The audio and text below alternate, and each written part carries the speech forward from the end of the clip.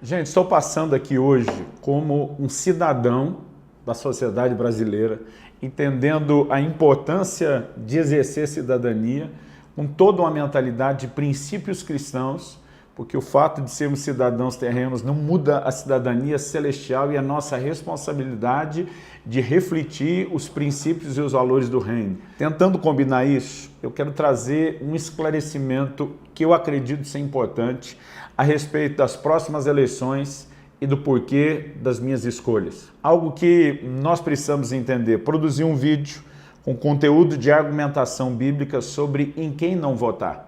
E a palavra de Deus é clara sobre algumas dessas coisas. Por exemplo, o apóstolo Paulo diz em 1 Coríntios 7,39 que a mulher viúva está livre para casar com quem quiser, contanto que seja no Senhor.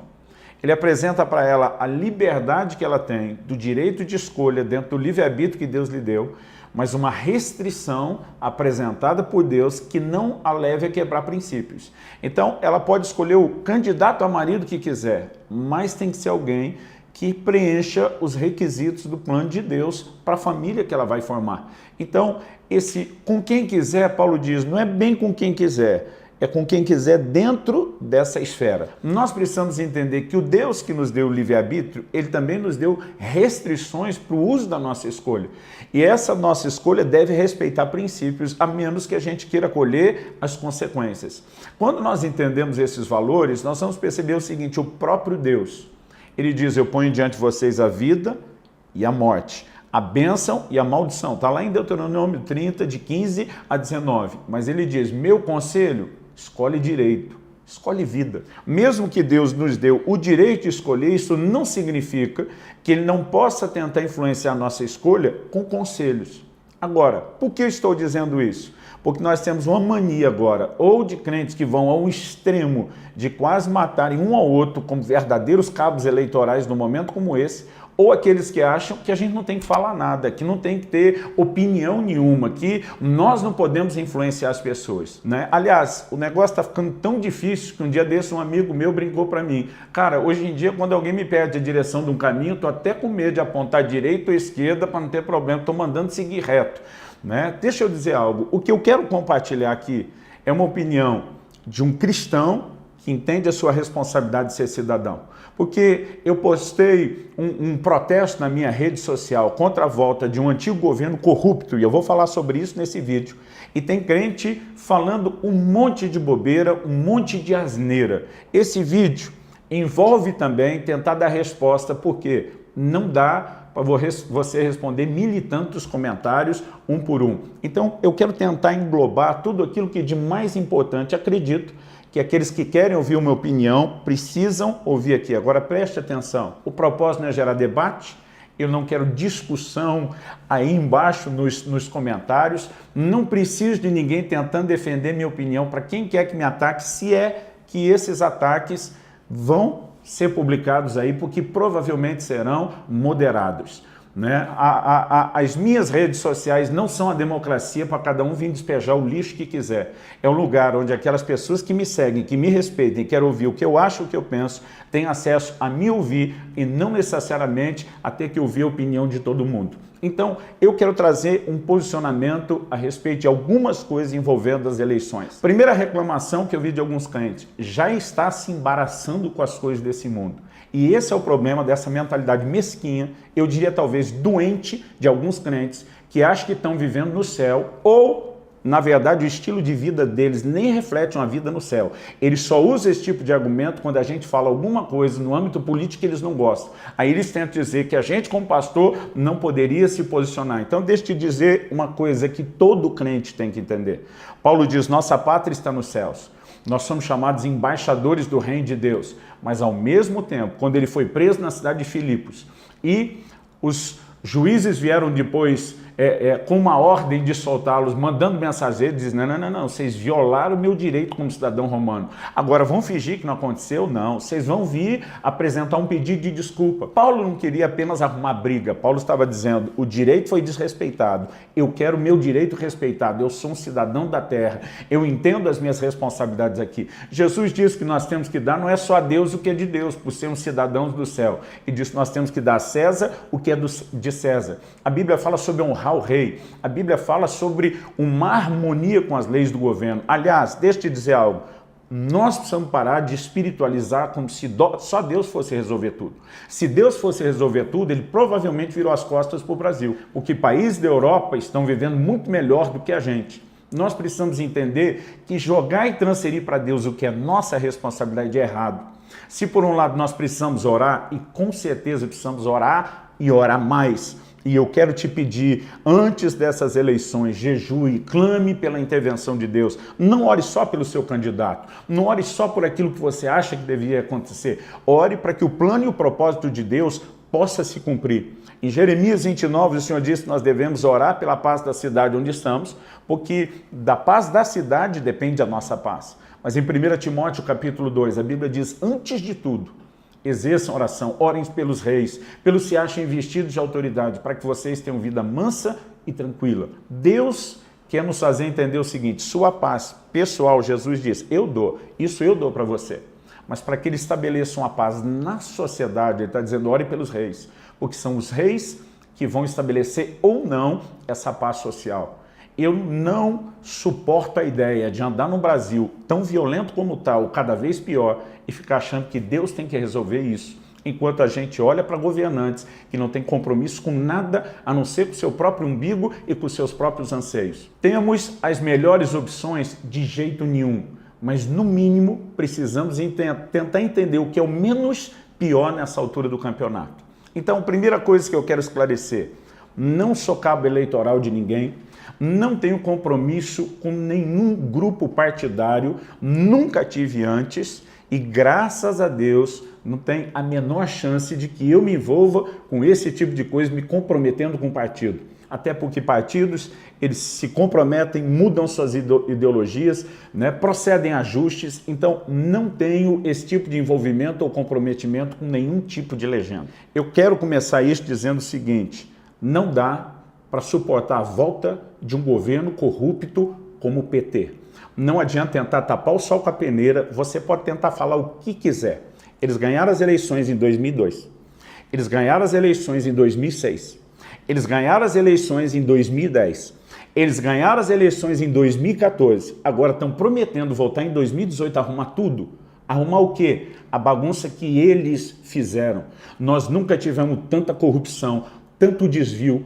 O Brasil vinha subindo e decolando. O primeiro governo Lula, todo mundo aplaudiu ele quando ele pegou o vácuo e embalo do governo do Fernando Henrique Cardoso e o resultado da economia que já vinha se desenvolvendo e acelerando e todo mundo aplaudiu.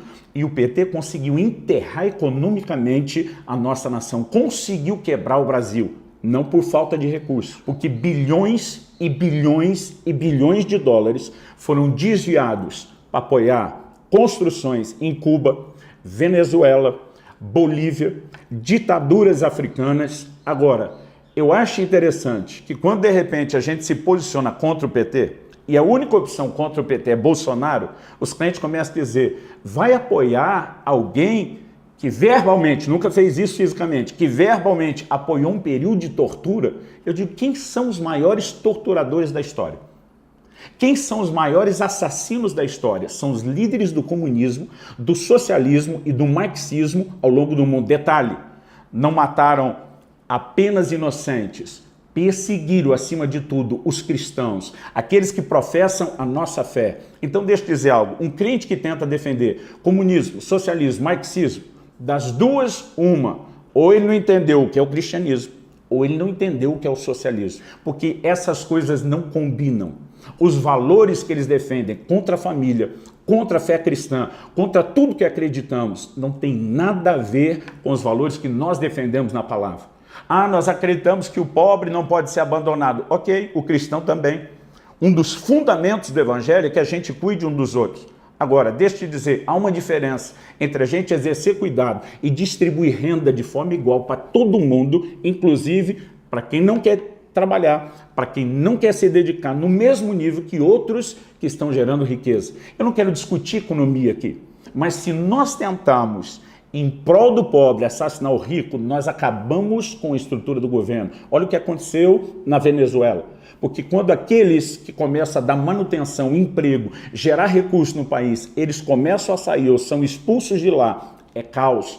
O governo vai dar assistencialismo por um tempo. A hora que ele parar de arrecadar imposto e nós não aguentamos mais governo aumentando imposto, aumentando imposto, aumentando imposto, para poder manter esse projeto eleitoral que eles têm através de um assistencialismo que não resolve a vida das pessoas. Eu não estou dizendo que elas não deveriam ser ajudadas, elas não deveriam ser sustentadas permanentemente. Há uma diferença entre você dar o peixe, você ensinar a pescar ou você dar as viabilidades que alguns sequer tiveram. Mas vamos focar em algo. Quando eu postei no meu Instagram, eles não, deixando claro que eu não concordo com a volta do PT, todo o ataque vira em cima da figura do Bolsonaro, que obviamente é a nossa única opção contrária a eles. Nas eleições passadas, eu apoiei Marina, porque era impossível dar apoio, o meu voto a Dilma, ou mesmo a Aécio, com toda a sujeira que já sabia que se tinha por trás dele. Isso significa que eu sou um cabo eleitoral da Marina? Não, ela não tem meu voto nessa eleição de jeito nenhum. Professa a fé cristã, mas tem valores da esquerda que eu não posso compactuar. Mas então por que o senhor votou nela a última vez? Porque se não fosse a melhor opção, era menos pior. Então não estou aqui para defender Bolsonaro, gente. Ele está longe de ser o presidente que eu quero, mas por outro lado, deixa eu dizer uma coisa, nós não estamos tentando escolher um pastor, nós estamos tentando escolher um líder. Aí os argumentos que eu ouço são assim, ridículos, eles beiram o irracional. Alguém perguntou o que ele entende de economia. Eu pergunto o que é que Lula e Dilma entendiam de economia e o que é que fizeram com a economia do nosso país. Então, os argumentos, eles são tão pobres, agora, eles são uma repetição, é um monte de papagaio, repetindo o quê? O que a esquerda coloca na cabeça deles. E o pior, repetindo dentro da igreja, atacando seus líderes, em vez de ter argumentos. Deixa eu te dizer, há um lugar para diversidade, mesmo dentro da vida cristã e da igreja. Você não precisa aceitar o que eu estou falando. Você pode, escuta por um ouvido, sai pelo outro. Se isso não fizer sentido para você, ignora. Agora, o que você não pode, nem em relação à minha pessoa ou qualquer outro, é achar que quando alguém fala algo diferente do que você pensa, isso é motivo de briga ou discórdia. A gente discorda e ataca ideias, não pessoas. Isso não é só cristianismo, é bom senso, educação, o que cada um deveria ter aprendido dentro de casa. Então eu espero que esse vídeo não sirva para promover discórdia. Eu espero que o vídeo de alguma forma sirva para arejar o posicionamento. Meu voto para presidente é Bolsonaro. Não porque eu defendo a pessoa, não porque eu defendo o partido, não porque eu acho ele o mais completo, mas com certeza eu te garanto, as duas posições do segundo turno já estão claras. Alguém diz, finalmente se posicionou, falou para mim. Eu digo, não, eu não preciso me posicionar a respeito de tudo que eu acredito em rede social. Eu faço isso no púlpito da minha igreja, dizendo para eles em quem não votar pelos princípios bíblicos e deixando que eles escolham. Eu faço isso no âmbito pessoal. No entanto, a situação ela escalou para um nível que ou é Bolsonaro ou é a volta do PT. Isso não dá para aceitar, não dá para engolir, não dá para simplesmente esperar que aconteça sem, no mínimo, lutar contra. Apesar de acreditar que, independente do resultado das eleições, a gente não possa desistir do Brasil, nem orando, nem lutando como cidadãos, nós podemos evitar o problema antes de chorar o leite derramado depois. Então o que eu apelo a todo cidadão de bom senso, nós não podemos deixar fazer o que estão fazendo com as famílias. Eu, como pastor, há 25 anos, posso te dizer que uma das coisas que mais trazem dano e destroem a família são as drogas. Mas lá vem o PT e todos os outros partidos de esquerda, PCdoB, PSOL, todo mundo tentando defender a descriminalização das drogas.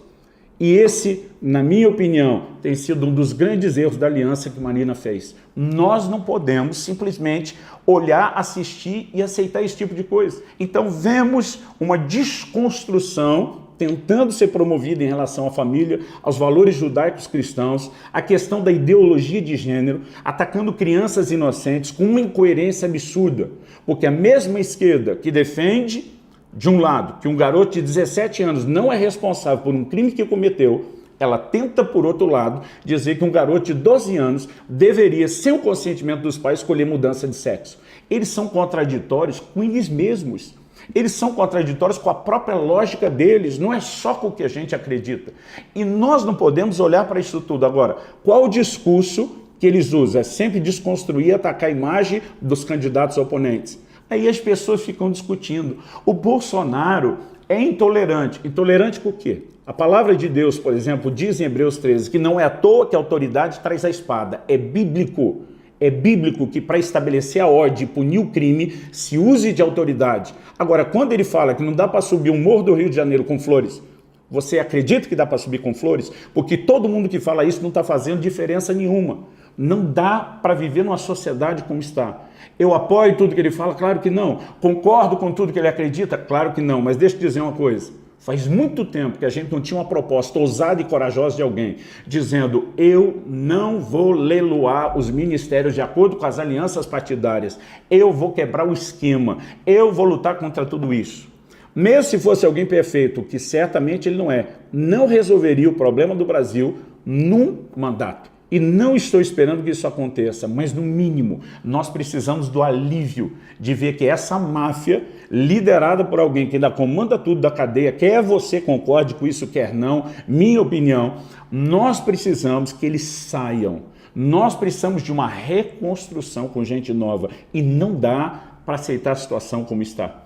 Aceitar isso, votar neles é cumplicidade. Se você anular seu voto com protesto, dizendo eu não dou para ninguém, você está dando seu voto para a esquerda, porque eles vão lutar até o fim, ninguém do lado deles vão ficar sem votar. Então, nós não podemos nessa hora ser omissos. Nós precisamos de um posicionamento, e num posicionamento não só de cada indivíduo, é hora de mobilizar todo mundo à nossa volta e dizer, gente, vamos lutar por esse Brasil, vamos mudar essa sorte. Pastor, há uma garantia de que se Bolsonaro entrar no lugar da esquerda, as coisas vão mudar completamente? Não, não há nenhuma garantia. Há uma esperança, há uma possibilidade, porque as coisas só dão do jeito que estavam e continuar como estavam, não vai mudar, só vai piorar. E, gente, por favor, fala sério, não me venha com esse discurso. O senhor não está pensando nos pobres. Por quê? O Partido dos Trabalhadores, desde 2002, no poder, sucedido agora pelo que eles alegam ser um golpe e não a roubalheira, a consequência da roubalheira que fizeram, sucedido pelo vice que eles escolheram e elegeram. Porque se fala de Temer como se fosse alguém completamente alheio aos valores do PT, que agora tirou da mão deles e arruinou tudo. Era a pessoa com quem eles fizeram aliança. Então, é o mesmo governo. Assim como se entra o Haddad agora e de alguma forma, por qualquer razão, ele sai e Manuela do PCdoB assume, não adianta o PT jogar a conta em cima do PCdoB depois, porque a aliança, eles estão juntos, é uma coisa só, não dá para separar. Então agora tenta se jogar a conta em alguém. Agora, depois de todos esses anos, de 2002 para cá, os sem terra continuam sem terra, mas eles continuam defendendo que se o PT entrar, vai resolver o problema deles. Gente, tá para engolir esse tipo de coisa? Depois de estar no poder desde 2002, com um recorde do nível de desemprego, você ainda acredita que o Partido dos Trabalhadores vai dar emprego, vai dar trabalho? Eles provaram a sua incapacidade administrativa, eles provaram a sua capacidade de roubalheira como nunca antes, eles provaram não cumprir as suas promessas, eles provaram tudo que a gente precisava provar. Como dizer qualquer coisa diferente de #eles não. Agora, sério, ter que engolir um ele não do Bolsonaro por causa de o tempo todo manipulação de notícias. O camarada tem 27 anos sem um histórico de corrupção e tudo o que as pessoas conseguem dizer é que ele é rude nas respostas que ele dá. É sério que esse é o argumento para você defender que a roubalheira volta? Desculpa, se essa é a sua escolha, eu lamento e eu tenho dó da forma como você pensa. Está na hora de rever as coisas. Eu deixo aqui, não é um desabafo, não é um protesto, é um apelo ao seu coração, um apelo daquele nível, por amor ao Brasil, por amor aos valores da palavra de Deus. Não vamos deixar isso acontecer. É hora da gente se unir, todo mundo que é em prol da família, em prol da vida. Nós precisamos de um posicionamento claro contra o aborto, em defesa da família. E preste atenção, as pessoas começam a dizer que qualquer um que levanta a voz contra a tentativa do movimento LGBT imposto sua ditadura, que é homofóbico.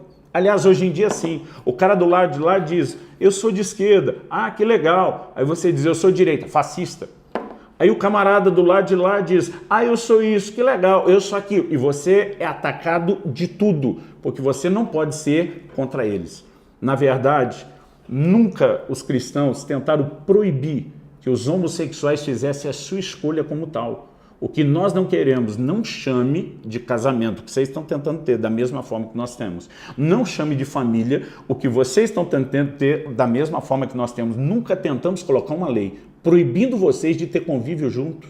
Nunca tentamos proibir vocês de entrar em lugar nenhum. Nunca tentamos. Agora, o que não podemos é aceitar que, de repente, porque vocês querem defender os seus direitos, agora todo mundo seja obrigado a acreditar e a viver o que vocês querem. É simples assim, não se trata de discriminação. Discriminação é quando vocês, no momento daqui a pouco, um diz, eu sou homo, o outro diz que legal, mas do lado de cá ele diz, sou hetero, homofóbico. Então, o tempo todo, qualquer diferença ao pensamento da esquerda, você vai ser motivo de ataque. Nós não podemos simplesmente tolerar isso mais.